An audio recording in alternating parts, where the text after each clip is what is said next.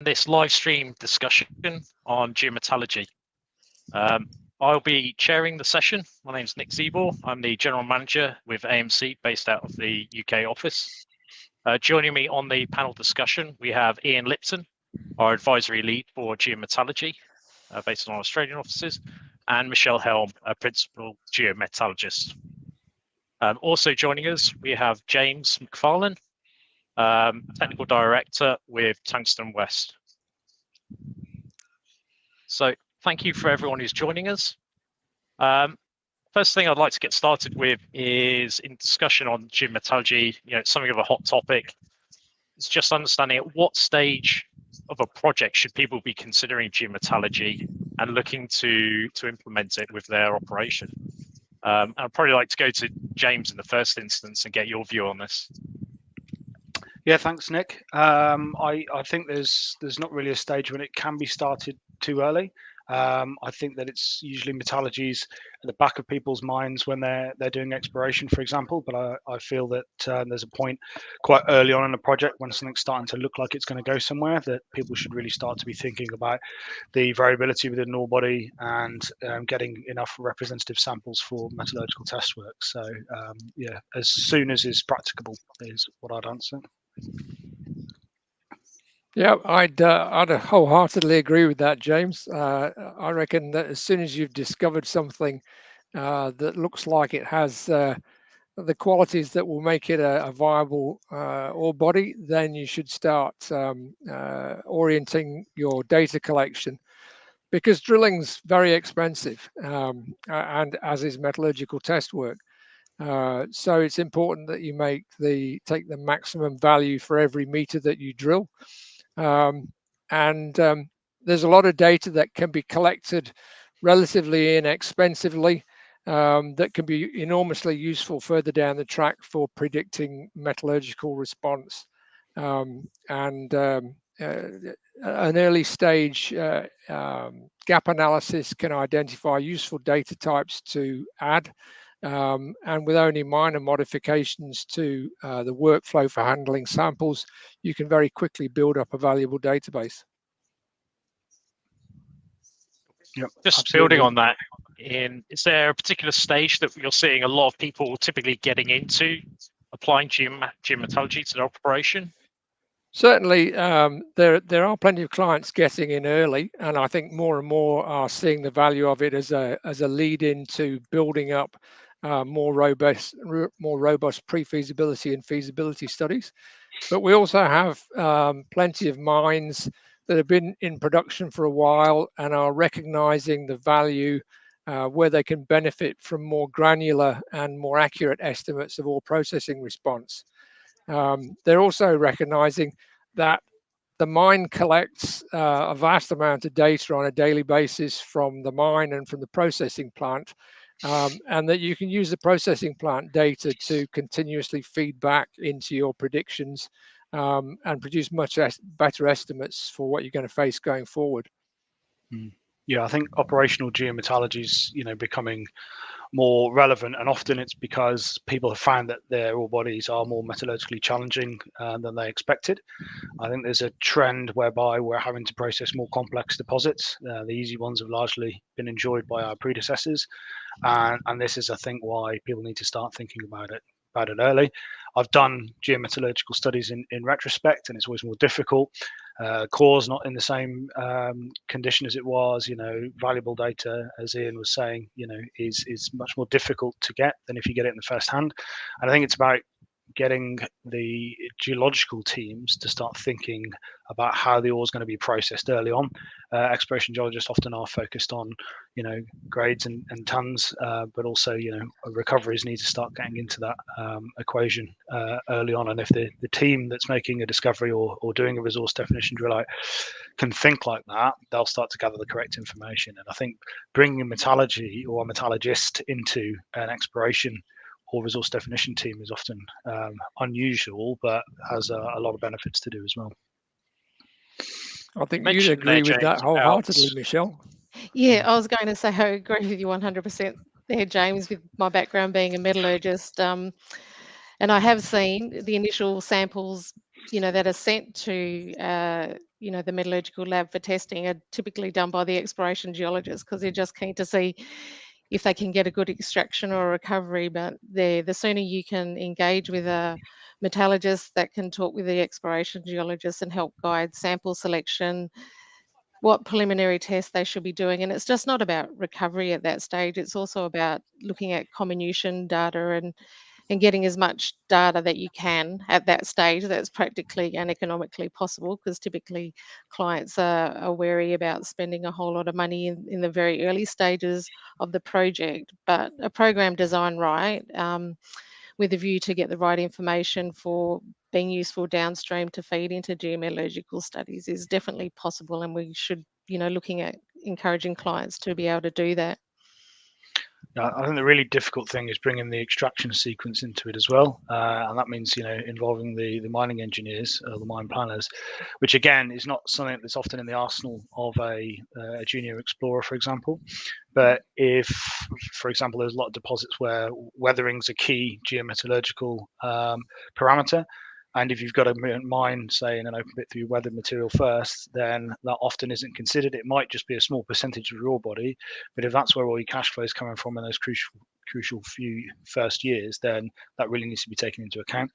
And I think there's often hesitancy in people understanding their ore bodies in a warts and all kind of mentality, in that every deposit has its strengths and it has its weaknesses, and you need to be able to appreciate both, and that needs to be factored into the metallurgical assumptions as well, and just accept that some areas perhaps won't perform as well, but deal with that and build that into the mine plan.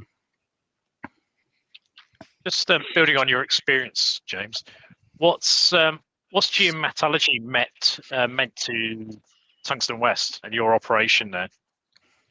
Yeah, so I think the history of the operation is fairly well understood at Hemerdon, and that there were significant metallurgical challenges, largely due to a lack of geometallurgical appreciation of the deposit in its more recent production history. What's ironic is that there was a significant amount of work done in the 1980s that, although it wasn't coined geometallurgy, was effectively starting to work in that space. A lot of mineralogy was done, and did identify that there were more challenging parts of the deposit.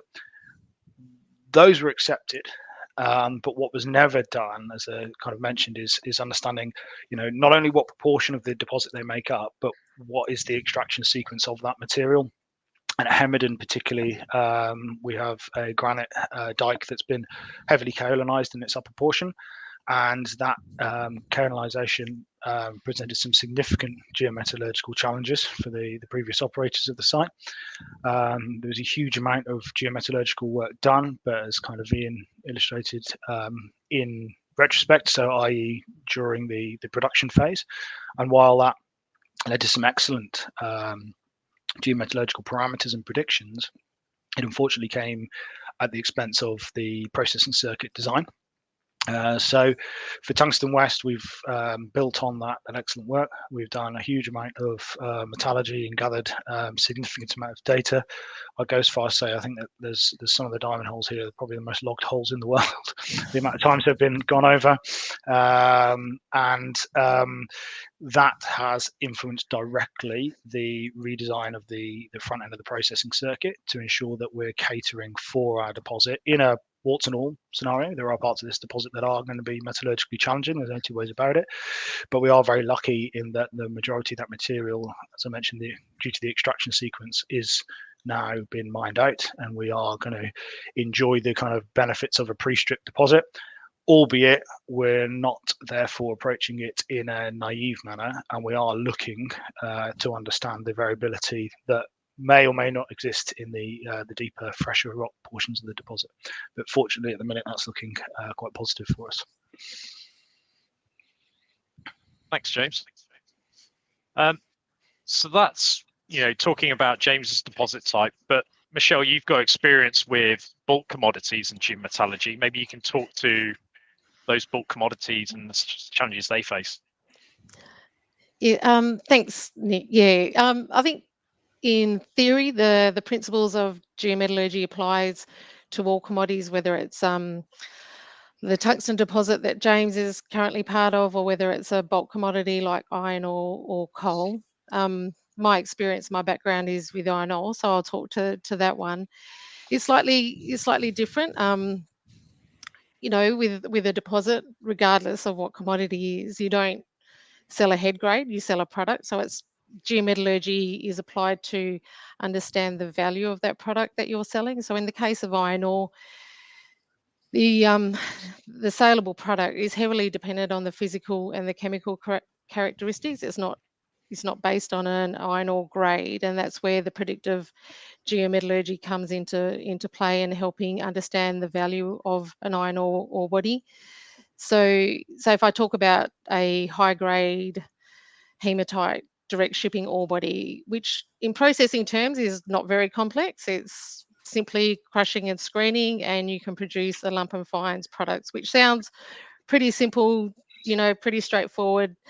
But as I said before, because we're not selling a head grade, you have to understand the split of your fines to your lump, and you also have to understand how the chemistry and the physical properties of those products are changed through the processing, even if it is just crushing and screening. So when you take an iron ore bulk commodity, you can apply your geological or geometallurgical models to predict lump and fines. You can predict the corresponding head grades. You can predict the physical properties as well, and you can apply those into all geological models, whether it's the strategic, whether it's the tactical, or whether it's the grade control model.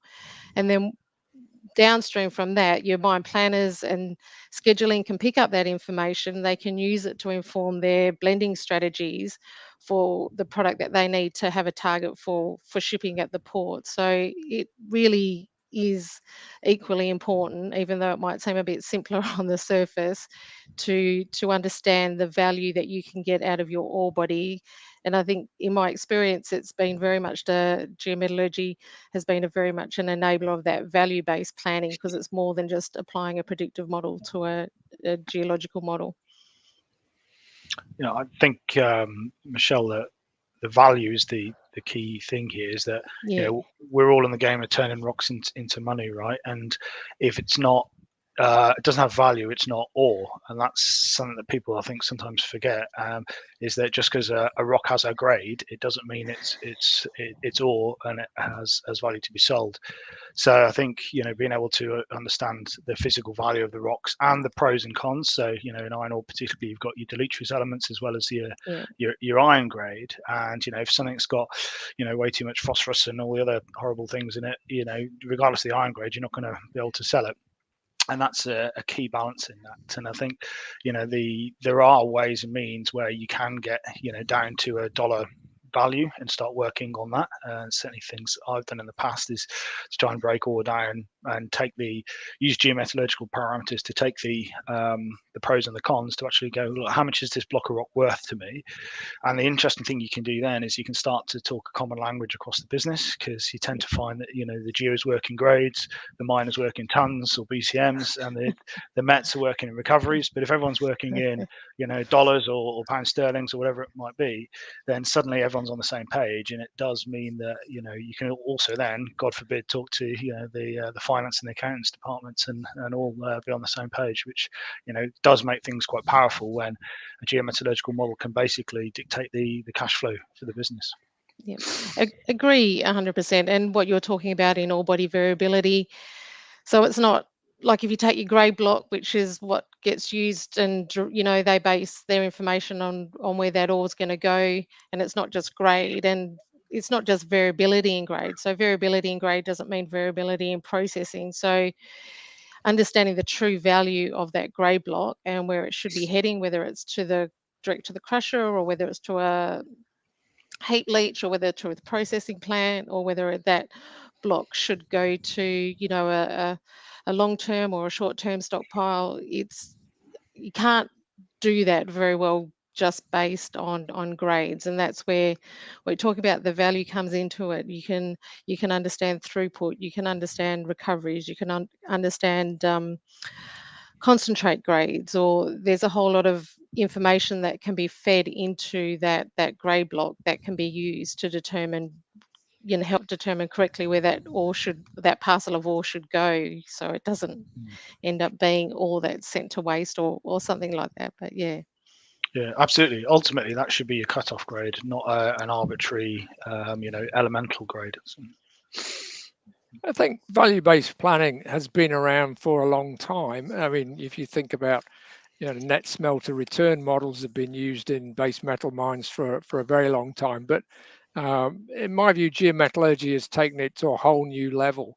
And in particular, when geometallurgy is applied in a predictive sense within a block model using things like machine learning, that provides a level of granularity and the ability to handle multiple variables that simply wasn't there 10 years ago. So now we don't need to think in terms of a block being a particular ore type at the outset and having, only one destination. Each block in the model can be given the best estimate we can do of the way it would perform to potentially different treatment routes. And then when it goes into strategic planning, depending on the economic scenario that you put around that particular planning exercise, a block may change destination. So a block which under one scenario is destined for a heap leach pile, under a different strategy might get redirected to flotation if it has a sulfide component to it, or under another strategy might just go out to dump leach. I think that's a really big change, and it's brought about not only by good geometallurgical principles, but also by the application of machine learning, which is really transforming how we can analyze the data. Just building on those discussion points, and we're talking about the block model, and most people are familiar with the mineral resource block models and grade estimates within those. I suppose the key question is, how do we apply those geometallurgical parameters into the block model, and how do we validate that information? I'll probably go back to you initially, Ian, and get your views on that. Well, a key principle that we like to apply is to leverage information that you've got in large quantities. So assay information that you've routinely collected from your drill holes, or density information perhaps, or handheld spectral logging information, etc. Leverage that against the relatively small number of metallurgical samples that you will test, simply because metallurgical testing is typically much more expensive, to develop predictive relationships. And that's where the machine learning comes in. So we can go from traditional linear regression models, or maybe multiple linear regression models, to much more complex models that can draw out a lot more understanding of relationships and deal with a lot of the subtleties that are difficult to handle using traditional techniques. And then, having developed that relationship, you can then look at various alternative methods of applying that on a block by block basis to the block model. James, do you have any thoughts in terms of factors for your block models that are important? Yeah, so I think one of the underlying things that I've found to be important is a robust kind of appreciation of your controls on various aspects that are influencing the geometallurgy. So having a good underlying geological model, and that might be lithology, it might be weathering, it might be a good grade estimate, or a combination of all of those things. As Ian says, you've got a lot of effective proxy data, usually through elemental analyses, and that's always going to outweigh mineralogy or metallurgical sampling. I think there's usually a direct relationship there. So, for example, something that was used at Hemerdon with great success was understanding that the chemical change from a granite containing potassium feldspar to kaolin, or China clay, results in the loss of feldspar. The loss of potassium in the process, and therefore, rather than having to do huge amounts of particle size distribution tests that were done initially, that data was able to be used to develop a relationship. And the potassium value could then be taken from a blast hole at grade control drill spacing and used to predict the particle size distribution of the ore, which was critical given there is very different stage recoveries between coarser and finer material entering the processing facility here. So I think it is about building those relationships and understanding what's actually going on in your geology to know what to look for. And then whether or not you do, more simple regression approach or the kind of more machine learning, more complicated approaches. Again, I think the key thing is understanding what you've got in the ground, what are the geological and mineralogical processes that are affecting your recovery. And once you've got that, there's usually a whole host of tools out there that you can use to make predictions.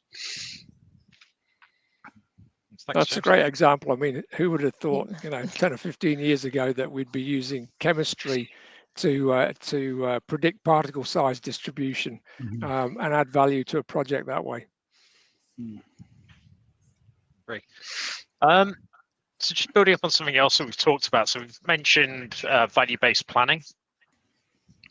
So maybe put it to Michelle, maybe you can give us an example of what does that mean in reality? I think for me, the value-based planning is, and then like what we talked about just before, is understanding the true value of that grade block that you're mining and be able to make the best decision or informed decisions of that block. And in an operational sense, if you're talking about tactical sort of or operational geometallurgy, that additional information that the geometallurgical models provide allows you to decide what you're going to do, the best destination for that particular block. And the other thing that, once you have your geometallurgy information in a grade block, you can start to reconcile. You talked about validation before. You can start to do your reconciliation because the geometallurgical reconciliation process is no different from reconciling of your head grades or your tons, but it needs to be in your grade block, and then you treat it like any other parameter that you're reconciling with, and then you get that feedback loop, and then you can start to analyze and improve, and you have this cycle of looking at your models, seeing how well they're performing, and then using the reconciliation data and processing data to continually refine. So it's always it's like a continuous improvement once you start moving into that space. And I think, and then as Ian mentioned before as well, if you're at the strategic stage, having geometallurgy, the value in that, it just helps guide decisions and it helps guide processing options and with an understanding. And it's not just about the valuable metal, it can be about the gangue mineralogy and the impact that's having on processing and understanding ore variability. And I think at the end of the day, by having a more robust and solid understanding, it just allows you either to design a processing plant that's going to cater for most of the ore and you're not likely to run into problems, even though, like as James mentioned, you might have pockets of your ore body that are inherently not going to behave like they should, and you can understand that and you can deal with it. But and then when it's not just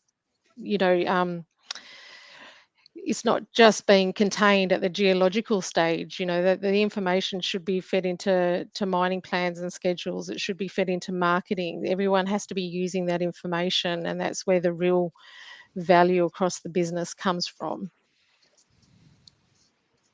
Yeah, I couldn't agree more, Michelle. The reconciliation element is critical if you're going to make predictions on anything in a mine, but having it in your block model does allow you to do that. And then the scheduling aspect as well is being able to bring the fourth dimension in. So you've got your model in 3D, but then you bring time into it and you can plan accordingly. You can set your mill targets accordingly.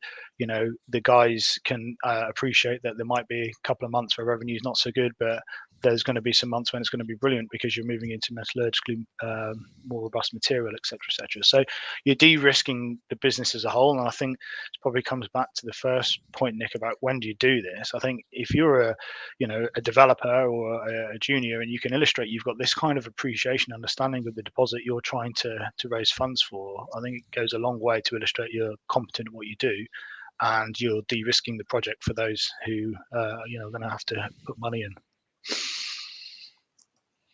Absolutely. One of the other things that has been mentioned and is a kind of a hot topic as well is machine learning. And Ian, you discussed that briefly, in terms of sort of processing some of the data, machine learning. So is that getting much of an uptake in the mining sector, or is it still considered a bit of a black box? I think it's being widely picked up now. Certainly, the major mining companies are embracing it in various parts of their businesses, and we're seeing it, I think, gradually trickle down to the sort of mid-tier companies.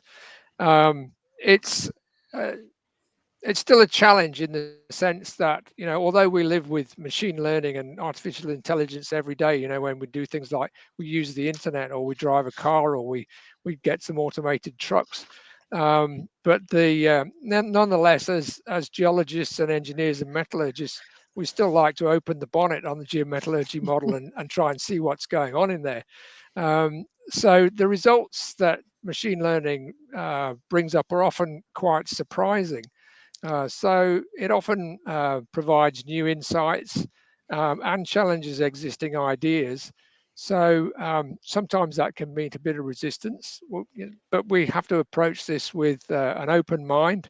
We need to test the models vigorously, and we need to assess the results of geometallurgical modeling on their merits without bias and too many preconceived ideas. It's a journey. Yeah, and I guess in my experience and expanding on that a bit, the need for people to inherently want to look under the bonnet, so to speak, and understand, why this relationship is that and how can it be, and obviously with machine learning you start to lose some transparency around what is influencing a prediction or an outcome, and so you still have to engage with your stakeholders and the people that are going to be using that model, and you still have to take them on the journey. You don't, if you just hand over a set of predictive models and say, trust me, it'll be fine. I don't think you don't get the response that you need for the people that want to use the data. So it's all about taking people on a journey, and it's all about helping them understand. They don't have to understand everything. They don't have to understand how to do an oil change. They just need to know where the dipstick is almost under the bonnet. So and one of the other things, we talk about value, and one of the things, that geometallurgy is, it gets disciplines talking and communicating with each other. You got your geologists, your metallurgists, your mineralogists, management, marketing, and that itself, it's not a value that you can place a dollar sign on, but it's value in knowledge transfer. Everyone does a better job. It creates communication. It creates better decisions, and that's, I think, it's a sort of an undervalued component of what geometallurgy can bring to the table. It's an enabler almost. So I'm just aware of where we're at in terms of the time for this live stream, but one of the questions I wanted to put out to the panel is, with the industry changing so much, with the desire to decarbonize the planet, electrification, emerging electric vehicle technologies, we're seeing a lot of other commodities now being talked about which historically haven't. We're looking at lithium, cobalt, some of the rare earths. Do you think geometallurgy is going to play a more important role going forward, particularly with these commodities? And I'll open that up to the panel. I would have to say, I was just going to say, without a doubt, I think maybe some of the reasons that, besides demand, is that these can be complex. They're not as well understood. If you take iron ore or gold, or they've been processed and extracted for so long, there's an inherent understanding of how they will behave. But as soon as we start moving into some of these more the battery mineral space, which the processing is not generally as well understood, and it hasn't, it's not been as well developed. Geometallurgy definitely has a place to help understand and drive the economics of those projects. Yeah, I think some of the lithium hard rock circuits, for example, they're not straightforward processes, and therefore they are going to require that additional understanding. A kind of interesting kind of off point though is that I have seen some work done whereby people have used similar approaches to geometallurgy into block modeling to actually reduce the fuel burn, etc., in their mines to help reduce carbon footprint as well. So there are some clever things, I think, that geometallurgy and just that getting more data into a block model and using it in 3D space can do to assist the industry outside of just that this is a straight discipline as well. Yep, I'd back up both of those comments. All behaviour in a processing plant is very strongly driven by the mineral content, whether it's the economic minerals or the gangue minerals, and that typically in a data set is represented primarily by assays, possibly with hyperspectral logs as well. There's a wealth of data there, and the techniques that are being used now are able to extract that. And I don't see, if they work well on base metals, they work well on some gold mines, I think they will continue to provide benefits for some of these new commodities that we're more interested in. Thank you, Ian. And I think we've unfortunately run out of time for this live stream event, but I just want to thank the panel. James, thank you for your time. Ian, Michelle, for the thoughts, and hopefully it's been quite a thought-provoking topic. Anyone who's attending Minds and Money, if you want to swing by our booth, we're at booth D1, just at the top of the stairs there. We'd love to meet you. And hopefully you found this presentation informative. And any further information you require on geometallurgy, feel free to reach out to us. We'd love to hear from you. So thank you all for joining. And thanks, Nick. Thank you. Thanks for the chat, everyone. Yes, thanks. Cheers. Everyone. Yeah, enjoyed it. Thank you. Cheers.